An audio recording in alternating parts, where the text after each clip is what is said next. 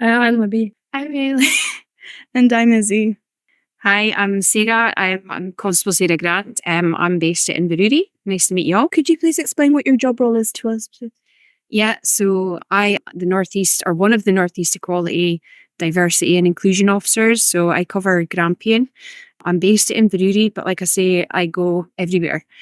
There used to just be myself, but I've now got another officer who's based in Aberdeen City. So she's focusing more on Aberdeen City, and I'm Shire and Murray from Marley.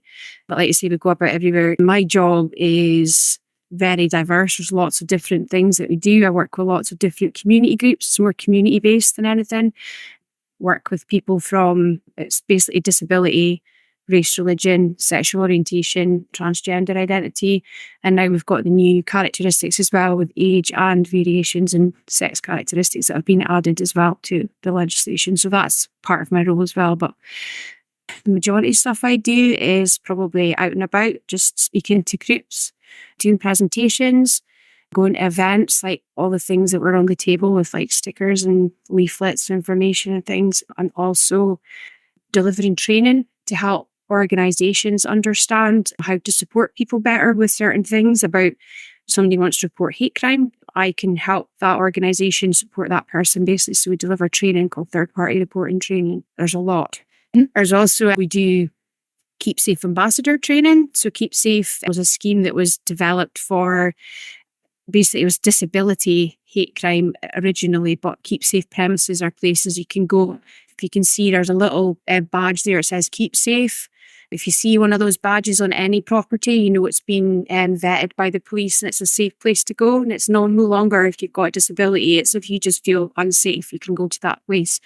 So Keep Safe Ambassadors is basically for people of your own age at school. And we deliver training which helps you basically keep an eye out for things that are happening. And if you see a hate crime happening, you can maybe help support that kind of young person with stuff, or you can help report it to teachers, or you can do various things. So we do training that we're hoping to roll out across Aberdeenshire at schools as well in the future. So yeah, there's quite a lot. Sorry. Just in case there's any teachers listening or any schools, how can we get in touch with you to come into our school and deliver those kind of talks? Who do we contact? You can contact myself through the Northeast Equality email address, which I will have to find for you, unfortunately. We'll add it onto we'll add that on, don't worry. Yeah. So the Northeast Equality folder, there's also the early intervention officers who come into the school. Mm-hmm. I think they've got sort of documentation or spreadsheet or a link that most teachers have into them anyway, and what inputs and things like that.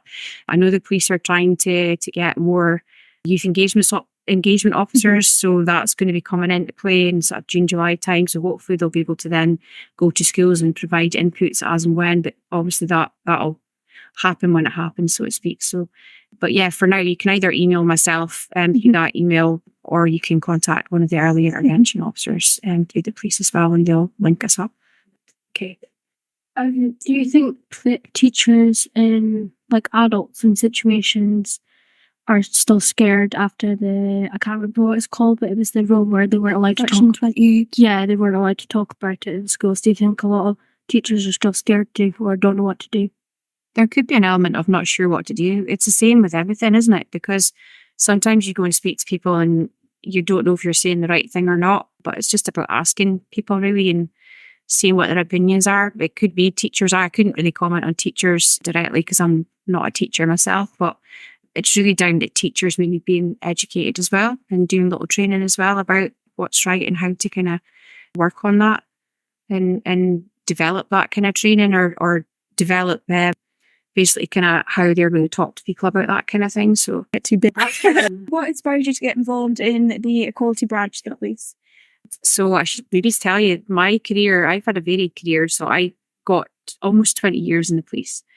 I done mainly driving about in the response cars. I've done some department stuff and I've done some officey things as well. But I wanted to do something that would try and make a difference. Like a lot of the jobs you do when you go to call, you kind of just go and see a person quite quickly and you try to help them, but it might solve their problem for that minute or that hour or whatever, but doesn't always solve it like forever kind of thing. So I wanted to work with other people and meet people that I haven't met before and learn new things basically about different things. I've learned so much. I've been doing this role for 18 months now, and yeah, mind blown proper about all the different things that there are. So that's what it was. It was just, I was really interested in doing some project work, and I've had some really nice things. I work with asylum seekers and refugees as well. So we've done like bike safety events. Yeah. We've developed that third party reporting that they spoke about. We've developed a forum.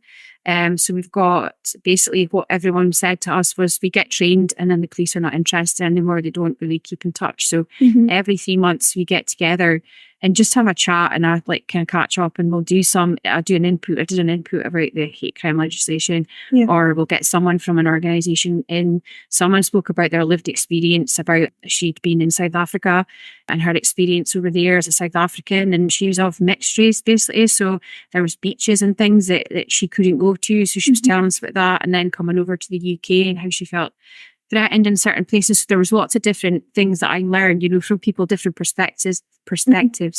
It's been really, really good. So yeah, it was just to do something different. And the role for me, it was a brand new role. So it was basically just starting up and building it and developing it. And it's just getting a network and trying to support people better. So it's actually a really lovely side of the job, because most people that you deal with in this role are really wanting to speak to the police, whereas other times you'd be shouted and sworn at and whatever else. So it's actually a really nice side to the job.